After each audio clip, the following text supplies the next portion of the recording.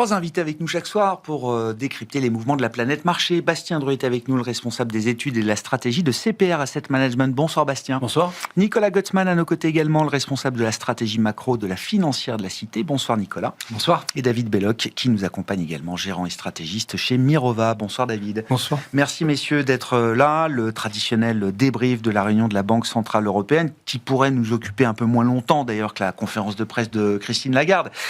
On n'apprend pas grand-chose de nouveau. David, le statu quo est unanime et la pose de la Banque Centrale Européenne semble encore assez ferme, malgré les incertitudes et malgré une discussion assez ouverte, j'ai trouvé, sur la question du taux de change, par exemple. Alors c'est vrai que la zone d'intervention, aussi bien à la baisse qu'à la hausse, est quand même assez élevée, donc on s'attendait à ce qui est statu quo. De ce point de vue-là, il n'y a pas de surprise. Lagarde et la BCE devaient nécessairement prendre en compte l'appréciation de l'euro assez forte, même si, on en reparlera peut-être tout à l'heure, mais la nomination de Kevin Warsh a peut-être capé un peu cette baisse du dollar contre euro. Donc plutôt dollar positif. Plutôt dollar positif, en tout cas plus de crédibilité, peut-être moins de risques, enfin c'est même sûr, d'indépendance de la Fed, et donc c'est un facteur qui, je pense, a pu rassurer de ce point de vue la Banque centrale. D'un point de vue inflation, c'est vrai que les derniers chiffres d'inflation étaient quand même plutôt inférieurs aux attentes et faibles. On a même eu 0,3 en France sur une année glissante. Seule l'Allemagne, finalement, accélère un peu, et je pense que c'est assez cohérent par rapport à son plan de relance. Et c'est surtout que ce qui est étonnant quand même, c'est que le Wedge Tracker de la BCE nous prévoit une accélération de l'inflation des services en 2026, ce qu'on ne semble pas observer selon les données alternatives, Indeed et autres. Donc de ce point de vue, en mars, la BCE va projeter ses perspectives de croissance et d'inflation. Peut-être qu'il y aura un update à cette occasion et qu'elle se laisse le temps en ce début d'année en maintenant ce statu quo. Ouais. Après, en quelques mots, on a quand même un plan allemand qui, dans un premier temps, je pense, ne devrait pas générer d'inflation, parce que c'est un pays qui est en dessous de ses capacités de production, mais qui, si il y a l'effet d'entraînement vis-à-vis du secteur privé se concrétise, et qu'on peut retrouver quelques goulots d'étranglement par rapport à du staff qualifié, pourrait générer finalement une inflation et surtout une croissance assez décente pour 2027, qui pourrait justifier une poursuite du statu quo. Bon, mais ça reste une hypothèse complet à ce stade. Oui. C'est pas une vision ou une conviction forte encore qu'on peut avoir à ce stade. Alors, c'est une conviction, on est en attente d'une exécution du plan. Oui. Donc, bien évidemment, c'est plus une conviction qu'une constatation. On en est au début, même si on commence à voir des indices de nouvelles commandes, une production industrielle. Régime, quand même. Voilà. Pour autant, c'est vrai que le dernier stade de crédit, en fait, BCE, était plutôt négatif. Et donc, finalement, les risques baissiers sur l'activité sont quand même encore présents, ce qui justifie finalement cet attentisme à ce stade. Nous, dans un premier temps, on pensait que la BCE avait de la place pour baisser ses taux et accompagner la relance en Europe, ainsi que le rebond du marché du crédit, de la construction. On était assez étonnés du discours de Schnabel extrêmement ferme, comme quoi le prochain mouvement serait une hausse. Ouais. Et c'est vrai qu'à ce stade, on reste assez consensuel, en jouant finalement un statu quo qui, pour l'instant, est difficile de... Il n'y a pas d'évidence ou de signe que la BCE telle que constituée aujourd'hui puisse effectivement sortir rapidement de ce statu quo. Bastien, vos commentaires sur la décision, la conférence de presse. Christine Lagarde répète que la BCE est en bonne place, mais quand même le degré de confort est peut-être pas tout à fait le même. Bon, donc déjà, il ne s'est pas passé grand-chose, je suis complètement d'accord. Après... Il y a eu la tentative de minimiser les arguments d'une baisse de taux. Donc, il y avait deux arguments. Il y a le fait que la semaine dernière, l'euro-dollar s'est approché des 1,20. Ce qu'aurait pu... Et d'ailleurs, il y avait le gouverneur autrichien, je crois, qui s'était exprimé à ce sujet-là pour dire que si ça continuait, il faudrait sans doute envisager une baisse de taux. Donc, il y avait ça, et finalement, ça n'a pas suffi. Et ensuite, le fait que l'inflation sous-jacente soit bien en dessous des prévisions de la BCE pour le premier trimestre. Donc, la prévision de la BCE, c'est en moyenne 2,4% 2,4% sur le premier trimestre, et là on est à 2,2% sur l'inflation sous-jacente sur le mois de janvier. Donc, les prévisions de décembre, c'est ça ? Oui, c'est les prévisions qui avaient été faites en décembre. Voilà. Oui, bien sûr. Elle a préféré se référer aux prévisions de septembre, qui étaient sous la maîtrise du staff de la Banque Centrale Européenne, plutôt que celles de décembre, qui sont faites avec des inputs nationaux. Du coup, ça corrobore exactement ce que je dis, qu'il faut essayer d'évacuer, enfin ils essaient d'évacuer à peu près tous les arguments pour une baisse de taux. Ce qui est étonnant, sur le taux de change, c'est qu'effectivement, l'euro-dollar s'est approché des 1,20 la semaine dernière, c'est reparti à 1,18 pour différentes raisons. Il peut y avoir la nomination de Kevin Warsh en particulier. Mais on se demande pourquoi la BCE finalement n'a pas été attentive au trade weighted euro, parce que ce qui est important pour la BCE, c'est pas l'euro-dollar. Hein, les États-Unis, c'est un partenaire commercial important, mais c'est pas toutes les relations commerciales de la zone euro. Et ce qu'il faut regarder vraiment, c'est l'évolution de l'euro par rapport à un panier. Et lui, il est très élevé depuis un peu moins d'un an. Ça date du Liberation Day. Il a progressé, le trade weighted euro, comme vous dites, donc l'euro, le taux de change effectif pondéré de l'euro par rapport aux devises de nos partenaires commerciaux, il s'est apprécié d'environ 5% depuis le mois de mars 2025. Voilà. Oui, alors après, ça c'est la mesure de marché. On peut regarder aussi le taux de change réel effectif. Donc il y a différentes façons de le regarder. Mais en tout cas, il y avait déjà eu un choc très fort positif sur l'euro qui n'aura jamais posé problème en réalité. Et ça, c'est quelque chose qui est assez perturbant, quoi. Ouais. Donc je pense que je serais moins incisif que Nicolas sur la BCE. Vous préemptez le propos de Nicolas Gottman. Oui, je me souviens de la discussion qu'on a eue la dernière fois. C'est vrai que vous étiez ensemble il n'y a pas très longtemps sur ce plateau. Et donc voilà, je pense qu'ils n'ont pas du tout de velléité de s'orienter vers une baisse de taux prochainement. Même si nous, on pense que voilà, il y a le biais, s'il devait y avoir un mouvement cette année, ça serait une baisse de taux, quoi. Ouais. Donc, il suffirait pas forcément grand-chose. Hein. On a une inflation totale qui est à 1,7. On commence à être un petit peu en dessous de la cible. Comme ils sont très attentifs, finalement, contrairement à ce qu'elle a dit, ils sont quand même très attentifs aux derniers chiffres. Oui, parce que pour le coup, on a l'impression que, alors c'est toujours meeting by meeting, data dependent, etc. Mais c'est vrai qu'il y a une forme d'asymétrie. Là, on est capable de regarder à travers le trou d'air de l'inflation sans rester focalisé sur un point de données. Comme ils sont passés à travers une tendance beaucoup plus longue, celle de l'appréciation de l'euro par rapport en trade weighted depuis 9 mois, on va dire. Ils sont passés complètement à travers. Et ça, c'était pas un point, c'était vraiment une tendance et un gros choc. Et ils ne se sont pas vraiment souciés de ça, quoi. Comment vous expliquez cette réticence du Conseil des gouverneurs à se montrer peut-être plus allant, plus ouvert sur l'idée d'une baisse de taux? On ne parle pas d'un cycle de baisse de taux, hein, Nicolas. On parle peut-être d'un ajustement final des taux directeurs de la Banque Centrale Européenne. Qu'est-ce qui explique cette réticence, selon vous? Je pense que le narratif de Isabelle Schnabel est quand même très bien installé. Et elle dit en gros que l'Europe est à son plein potentiel aujourd'hui. On est peut-être même un petit peu au-dessus, et que donc c'est ce qui signifie l'expression qu'ils utilisent, c'est-à-dire "we are in a good place". Alors très bien, voilà. Bon, alors la conséquence de cela, c'est effectivement que donc, comme vous l'avez rappelé, l'euro, quand il est comparé à un panier de 40 partenaires commerciaux les plus importants de la zone euro, a atteint la semaine dernière son plus haut historique.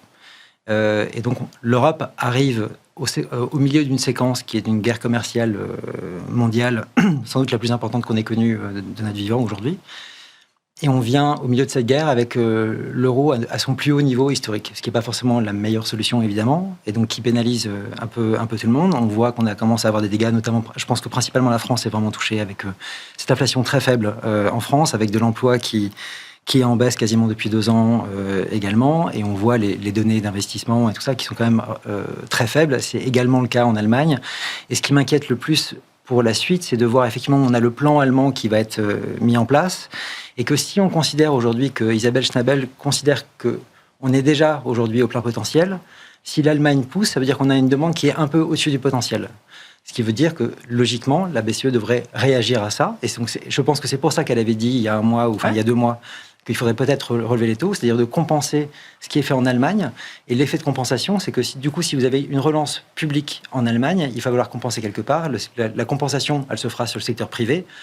On pense que la France est un bon candidat pour pouvoir absorber le choc.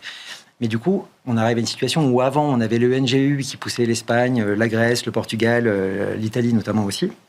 Et on a eu par effet de compensation, le secteur privé en Allemagne et en France, qui en a largement souffert, et quand on regarde les données, je crois que je l'avais déjà dit la dernière fois, c'est que si je prends le secteur privé consommation plus investissement France-Allemagne agrégé, depuis 2019, on est à 0, contre 18% aux États-Unis par exemple. Et donc le secteur privé agit comme espèce d'absorbeur en dernier ressort de ce qui se passe en Europe. Et sauf que maintenant, on a en gros une stagnation totale depuis 2019 dans ces secteurs-là, ce qui est juste tout à fait invraisemblable. Le secteur privé profite pas de ces commandes publiques, de ces dépenses publiques et de cet investissement public. Alors, il en qui est censé profite. donner une impulsion et amorcer quand même quelque chose. Mais encore une fois, s'il en profite, eh ben, du coup, enfin, si on augmente la demande du côté allemand S'il en aujourd'hui, profite trop, il faut on va qu'on le monter les taux. ralentisse. On va compenser, et la compensation, elle se fera sur le secteur privé, qui ne sera pas effectivement touché. Mais il faudra compenser d'une façon ou d'une autre. Et en fait, c'est ce qui se passe depuis 2019. Enfin, c'est une vieille habitude de la zone euro. Et c'est aussi pour ça qu'on stagne depuis aussi longtemps. Et en fait, on voit que les logiciels n'ont pas évolué, alors que le monde a profondément changé. Je pense que les impératifs qui existent aujourd'hui aux États-Unis, en Chine, au Japon, sont très différents. Tout le monde essaie de se battre maintenant pour avoir de l'investissement au maximum.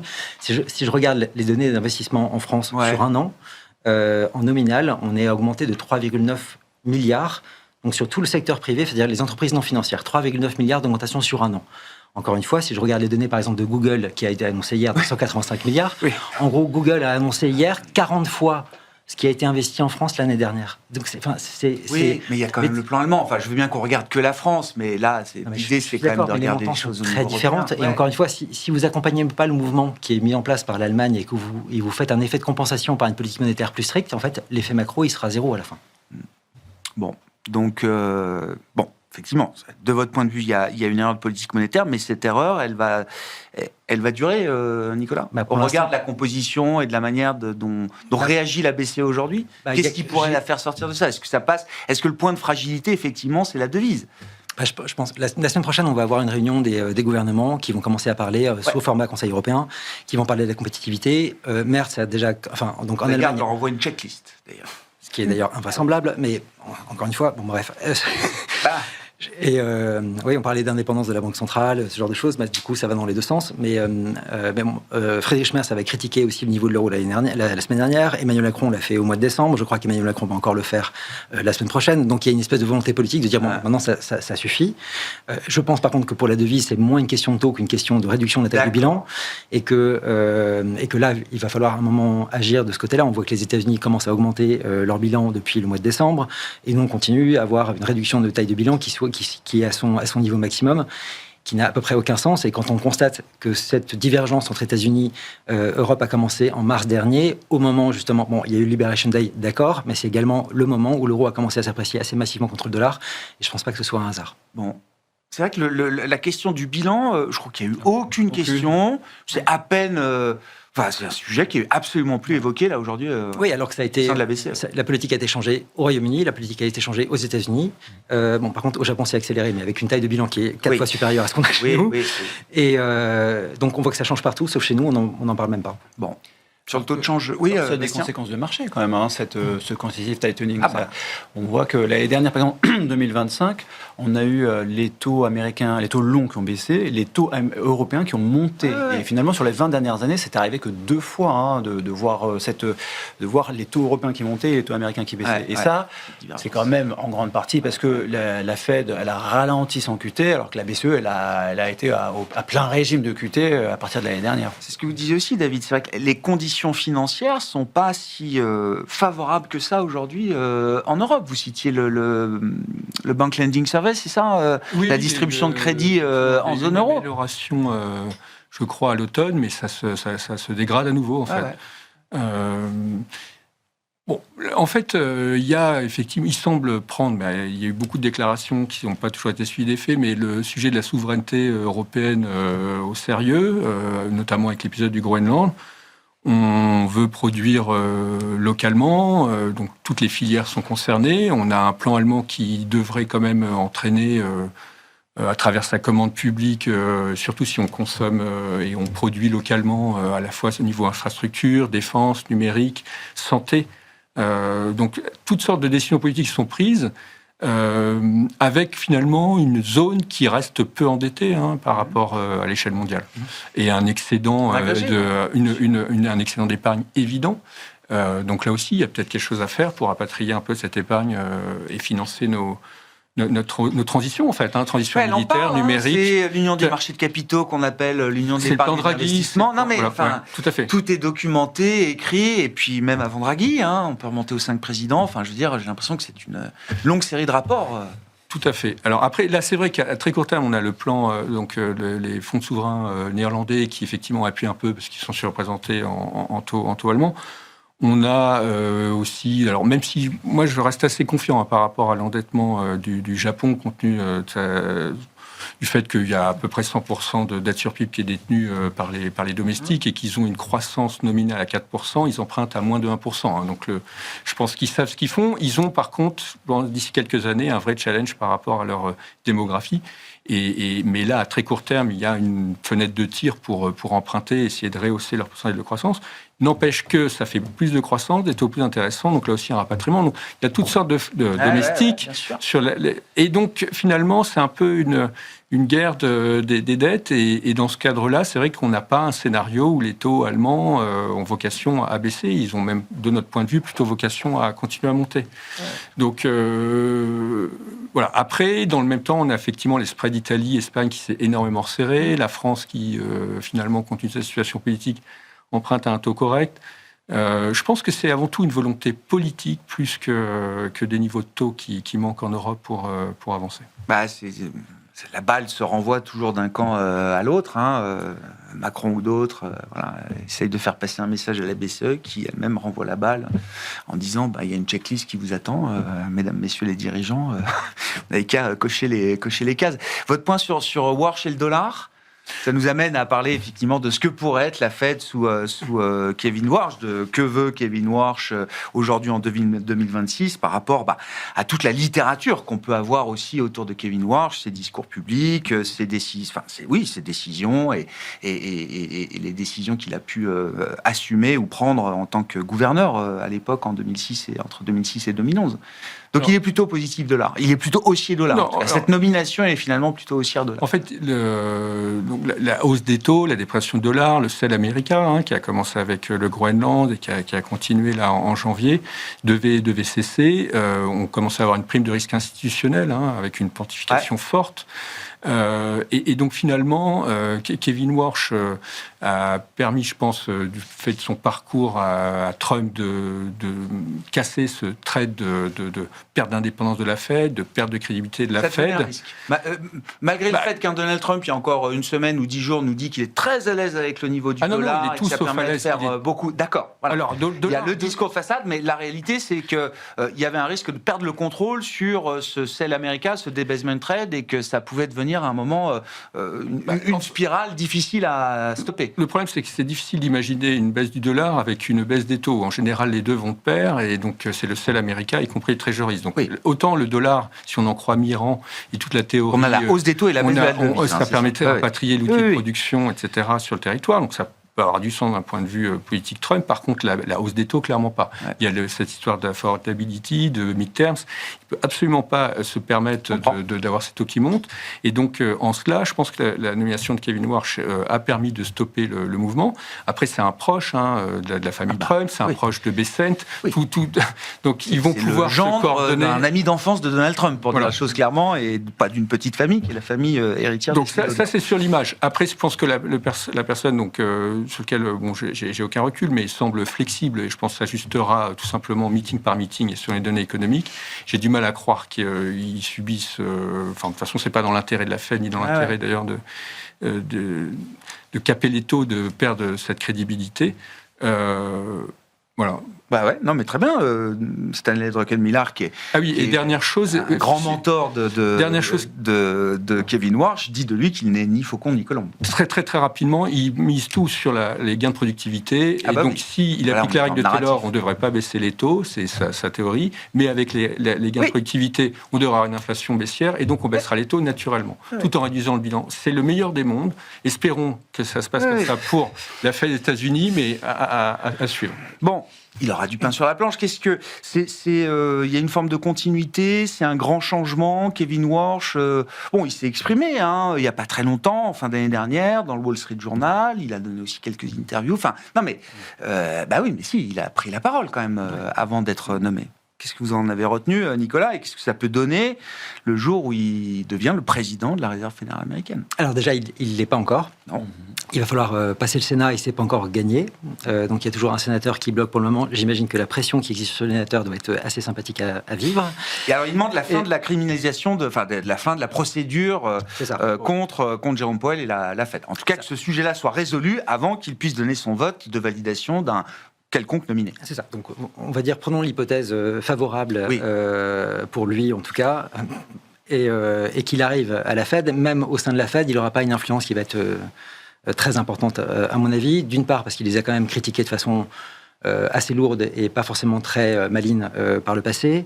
D'autre part, parce que je pense pas qu'il est, contrairement par exemple à Stéphane Miran, qui je pense avait quand même une vision assez construite sur les arguments qui permettaient justement de baisser les taux, je pense que c'est beaucoup plus fragile chez Kevin Warsh. Donc peut-être qu'il peut s'appuyer sur Miran, mais sauf que Miran, si Warsh rentre, Miran sort. Donc ça va être plus compliqué. Et dans ce cadre-là, le seul qui a un argumentaire sérieux pour pouvoir baisser les taux, c'est Christopher Waller. Ouais.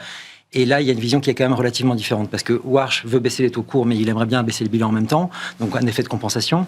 D'ailleurs, c'est assez amusant, parce que c'est ce que fait la BCE aujourd'hui. Et en fait, je me dis, c'est quand même triste, ça fait 15 ans que j'appelle de mes voeux d'avoir quelqu'un qui ressemble à quelqu'un de la Fed au sein de la BCE, et en fait, là, on a quelqu'un, un profil BCE qui arrive au sein de la Fed, c'est terrible. Mais bon, voilà, voilà où on en est. Et donc lui, il croit. En tout cas, il vend l'histoire du boom de productivité, effectivement. Alors, voilà. Et honnêtement, c'est possible. Pour l'instant, on ne l'a pas encore dans les données, c'est possible. C'est possible que ça arrive, donc, on peut même l'espérer, et que ça arrive. Effectivement, dans ce cadre-là, la productivité mangerait l'inflation, ce qui permettrait de pouvoir baisser les taux et d'accompagner justement ce boom-là. Mais c'est à vérifier, à confirmer encore. Oui, on a des indices. On a des indices. Pour l'instant, c'est pas ça. En plus, on a eu c'est ça qui était assez curieux. Hier soir, on a eu un discours de Lisa Cook qui est quand même sous pression de Trump et tout ça, et qui a donné un discours qui va plutôt dans ce sens-là, en disant, en fait, oui, on commence à avoir justement ce lien de productivité qui commence à démarrer aux États-Unis. Ça peut être intéressant à suivre, mais on n'a pas encore suffisamment de données pour pouvoir l'accompagner. Donc, on verra. Ensuite, sur les projets de Warsh de baisser le bilan, je lui dis bonne chance, parce que quand on regarde les données aujourd'hui aux États-Unis, on a le paiement des intérêts de la dette aujourd'hui aux États-Unis. Pour 2025, on va tomber à 3,2% du PIB, c'est-à-dire le record depuis 91, c'est-à-dire le record le plus haut qu'on n'ait jamais atteint. Et ce qui est un peu amusant, c'est qu'on parle de l'indépendance de la Fed aujourd'hui en se disant, est-ce que Trump va laisser l'indépendance de la Fed? Mais je pense qu'il y a au-delà de Trump. C'est Volcker, quand il monte les taux en 79, on a une dette qui est à 30% de PIB. Aujourd'hui, on est à 100, 120% en fonction des mesures.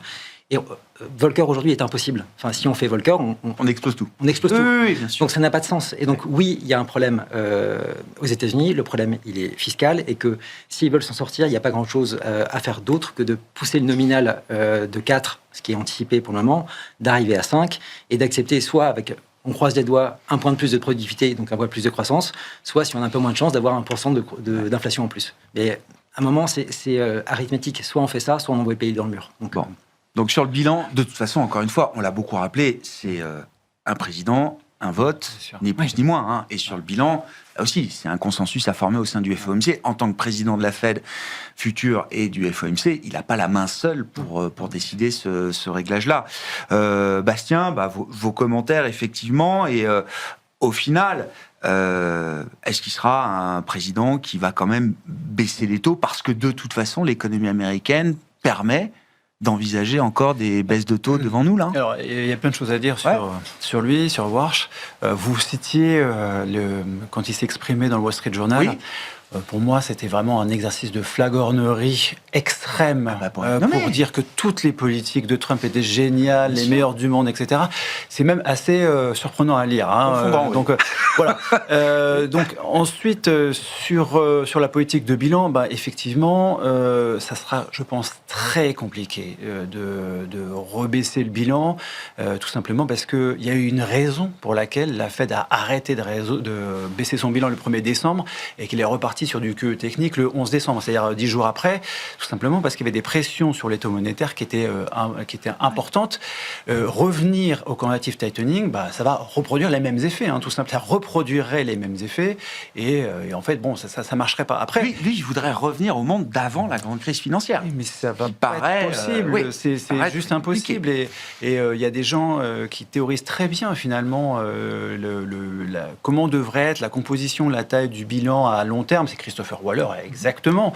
Et lui, il s'est jamais prononcé pour avoir des réserves des banques commerciales qui convergeraient vers zéro. Il a jamais dit ça.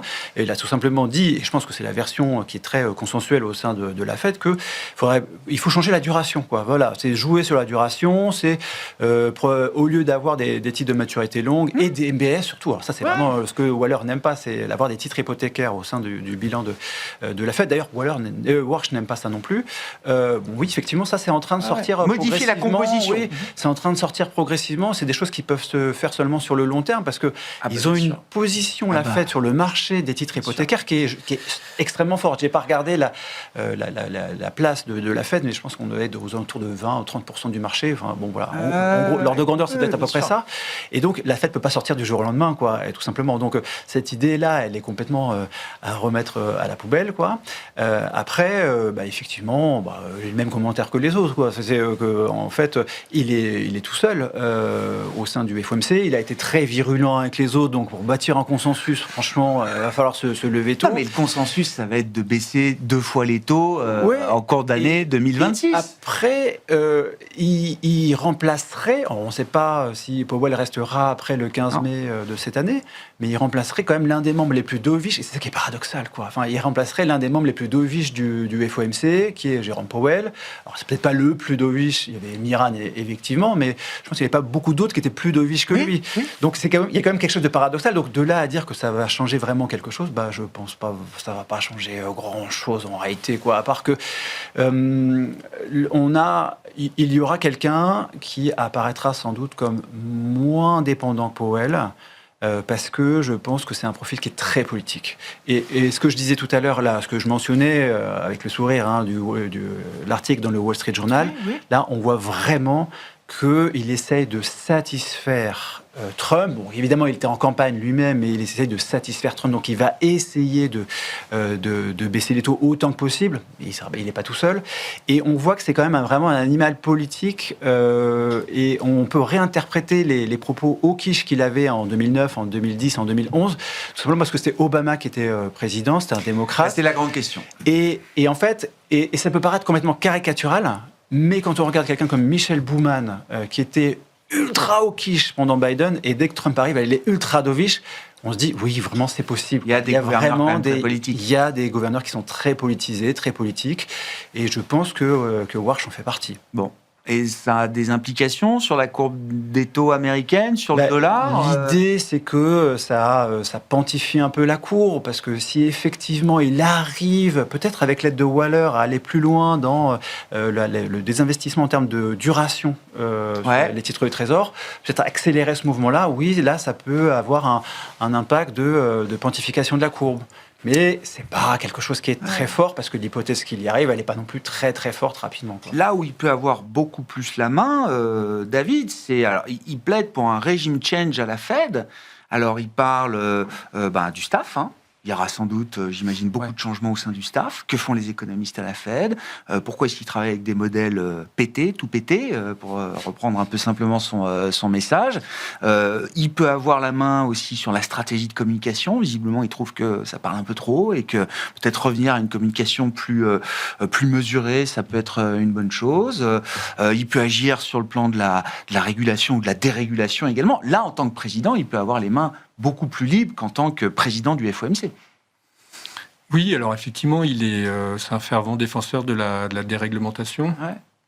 Alors, on pourra reparler après des débuts de politique de déréglementation Trump et des conséquences qu'on commence déjà à voir sur les marchés. Allons-y, si.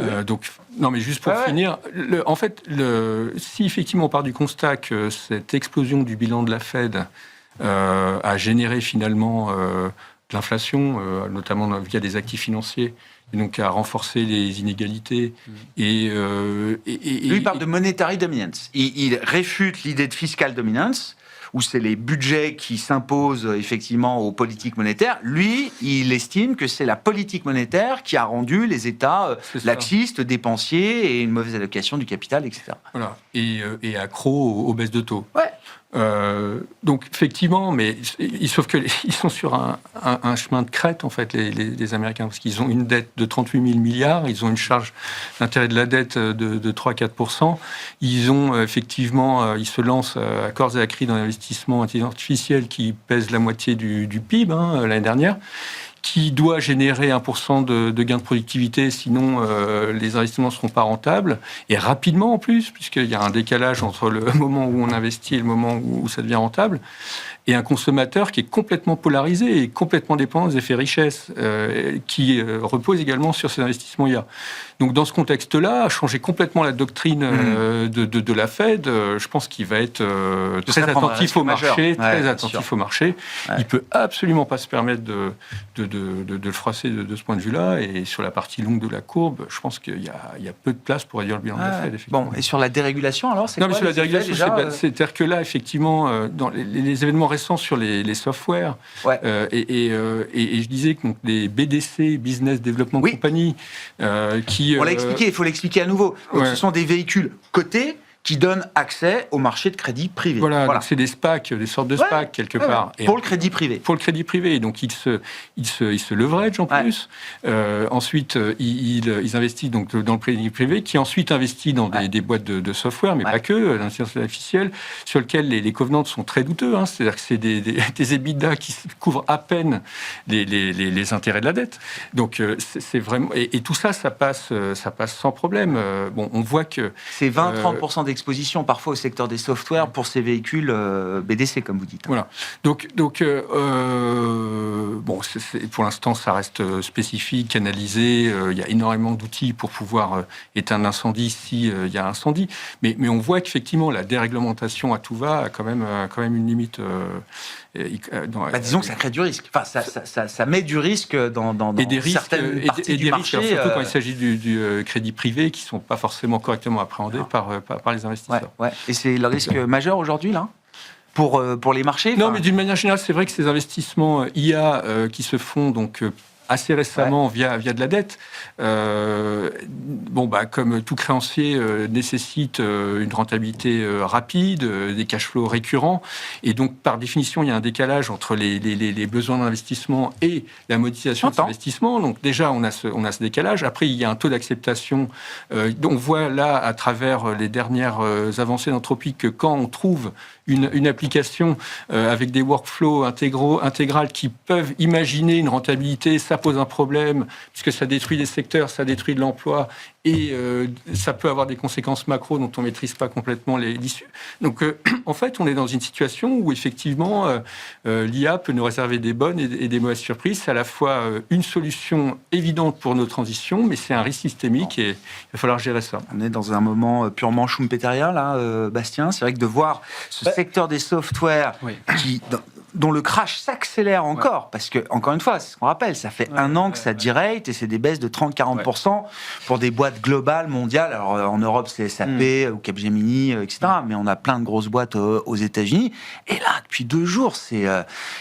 est-ce que c'est...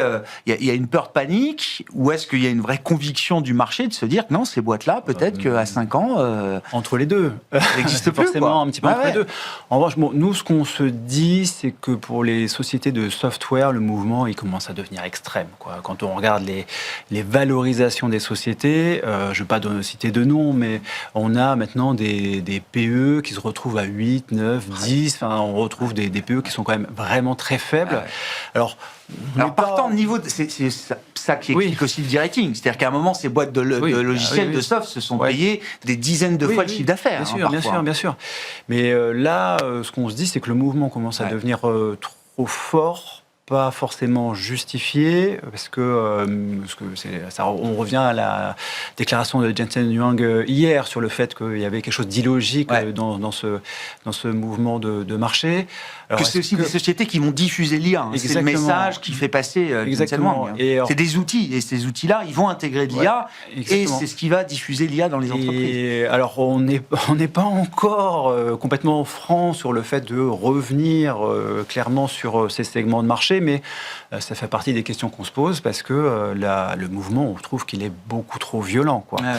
Après, ce qu'on peut voir, et ce qui peut faire le lien avec la discussion précédente qu'on avait, c'est que on voit que sur le marché du travail, de plus en plus, cet impact de l'IA, quoi. Donc, quand on regarde les secteurs les plus exposés à l'IA aux États-Unis, parce qu'ailleurs c'est difficile d'avoir des statistiques très très précises et très fréquentes, etc.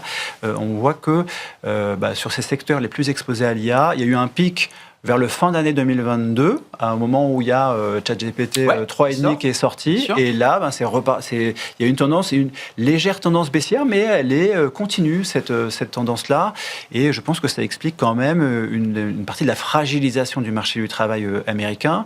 Ce qu'on peut voir, c'est que sur le secteur privé américain, quand on enlève la santé, parce que la santé, ça explique vraiment énormément des créations d'emplois, ça fait 2 ans que le secteur privé hors santé, c'est quand même 80% du secteur privé,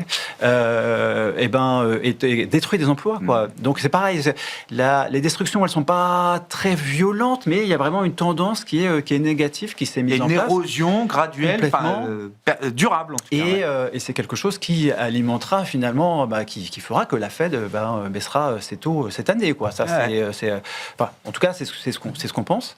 Après, pour revenir sur le thème de l'IA, ce qui est les chiffres annoncés hier par Alphabet sont vraiment gigantesques.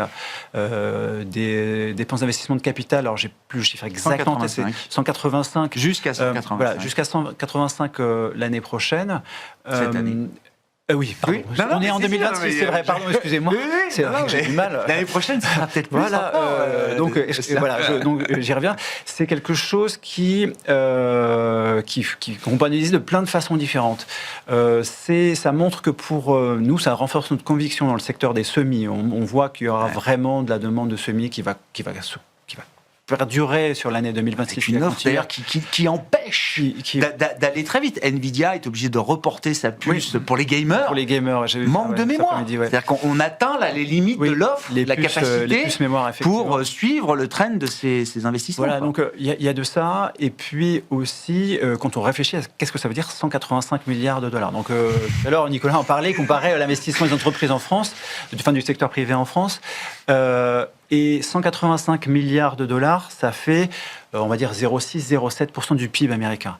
Et là, on voit qu'il y a vraiment, pour une seule société, on voit qu'il y a vraiment le micro qui est en train d'avoir des conséquences macro qui sont très importantes. Et ça se retrouve dans ce que nous disait Jérôme Powell la semaine dernière, dans sa conférence de presse. Il y avait cette confiance dans la croissance parce qu'il y avait ces investissements. C'est vrai. Je m'arrête là. Le discours a été plus confiant chez Powell la semaine dernière, comme vous dites, par rapport à un discours de décembre qui était encore un peu attentif, on va dire, à l'emploi. Bon, l'IA est déjà...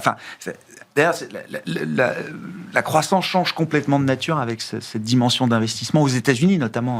Je pense que c'est dans le monde entier. En fait, on a vraiment une situation maintenant où, en fait, quand on regarde, on ouvre les yeux après le Covid, on constate le ralentissement chinois qui est quand même assez massif. Donc, en fait, sur les 20 dernières années, on avait eu une croissance très forte de la Chine qui avait tiré à peu près tout le monde, quand on regarde les pays développés. Ensuite, on avait la démographie qui restait à peu près acceptable encore jusqu'à la fin des années, jusqu'à 2019. Là, on a vraiment une accélération. On a plusieurs pays dans le rouge. On a la Chine dans le rouge, on a le Japon dans le rouge, on a les États-Unis aujourd'hui qui sont aussi un peu compliqués. En Europe, ça se complique également et de façon assez violente. On constate également que l'immigration devient politiquement toxique. Du coup, on a plus relais de croissance ici aussi. Et donc, en fait, on a éteint tout. Qu'est-ce qui reste ? L'IA, quoi. Il reste que la productivité et l'investissement. Et donc, dans ce monde-là, en fait, si vous êtes à la tête d'un État, en fait, vous essayez d'activer tous les leviers pour pouvoir y arriver. On voit qu'effectivement que les 7 magnifiques en fait deviennent le bras armé de l'État américain pour pouvoir investir dans une IA qui leur permette de sortir justement d'un monde sans croissance.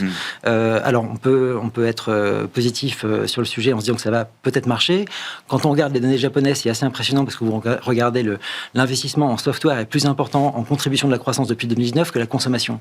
Ce qui est quand même... Enfin, et donc c'est oui, c'est le Japon. Hein. Oui, mais je veux dire, c'est le premier driver de la croissance au Japon également. En Chine, c'est important également. Et donc on voit tout le monde met ses œufs dans le même panier, tout le monde met tout ça sur le rouge, sauf un élève. Et voilà, l'Europe qui n'investit pas. Et en fait, qui par contre, pas assez, et qui en fait considère que le seul moyen pour elle de faire de la croissance est de faire des nouveaux deals. Donc on va faire le Mercosur, on va faire le deal avec l'Inde, en s'imaginant que ça va suffire à pouvoir compenser cela. Et on a donc les autres zones de la planète qui, elles, mettent toutes sur la productivité et l'IA. Bon, réunion européenne, c'est le 12 février, c'est ça, sur la compétitivité, là ? Oui. Ok, semaine prochaine. Merci beaucoup, messieurs. Merci d'avoir été les invités de Planète Marché. Ce soir, avec nous, Nicolas Gottsman, la financière de la Cité, David Belloc, Mirova et Bastien Drus, CPR Asset Management.